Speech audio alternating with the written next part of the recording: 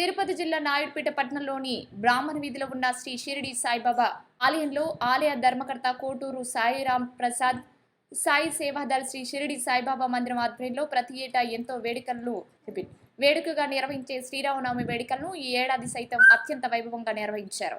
ఈ సందర్భంగా ఎం నరేంద్ర దంపతులచే విశేష పుష్పాలంకరణ, విద్యుత్ దీపాలంకరణ, మేళతాళాలు, భక్తి భజనల నడుమ బాబావారి గ్రంథోత్సవాన్ని పట్టణ పురవీధుల మీదుగా తీసుకువచ్చి సంప్రదాయబద్ధంగా శ్రీ హజరత్ అమీషావలి దర్గా వద్ద ప్రత్యేక ప్రార్థనలు నిర్వహించి అనంతరం బాబావారి గ్రంథాన్ని పట్టణ పురవీధుల్లో ఊరేగించారు. ఈ వేడుకలకు భక్తులు అధిక సంఖ్యలో పాల్గొన్నారు.